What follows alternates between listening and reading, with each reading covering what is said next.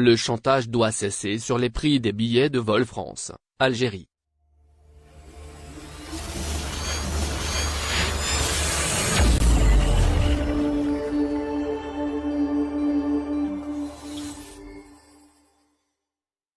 Le député de Paris et France Nord Abdelouahab Yaghoubi a dénoncé le chantage exercé par les compagnies aériennes sur les voyageurs algériens, notamment la diaspora.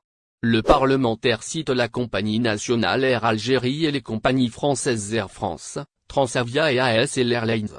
Pour Abdelouahab Yaghoubi, les compagnies aériennes qui desservent Alger depuis Paris font du chantage aux voyageurs, particulièrement les Algériens. Pour expliquer ce chantage, le député affirme que la compagnie nationale Air Algérie et les compagnies françaises Air France, Transavia et ASL Airlines s'entendent sur les prix des billets pour les maintenir élevés. La situation de monopole des compagnies aériennes desservant l'Algérie. C'est la conséquence directe d'une situation oligopolistique, évidente dans laquelle un nombre limité, de manière exprès, de compagnies aériennes, Air Algérie, Air France, Transavia et ASL, s'entendent sur des prix exorbitants au mépris des règles de libre concurrence et de la réglementation IATA et au détriment des passagers algériens. A en effet dénoncé le parlementaire algérien. Dans sa publication, Abdelouahab Yaghoubi fait même un calcul pour prouver que les prix des billets proposés pour des vols entre Alger et Paris sont exorbitants.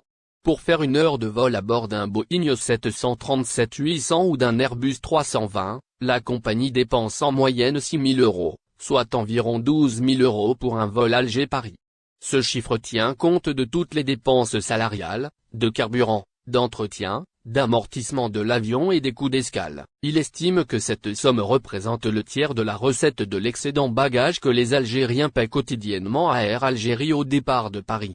L'excédent bagages varie entre 25 000 et 35 000 € par jour, selon la même source qui n'omet pas d'ajouter que la recette de la billetterie passager demeure sans commune mesure si on la compare aux pays voisins.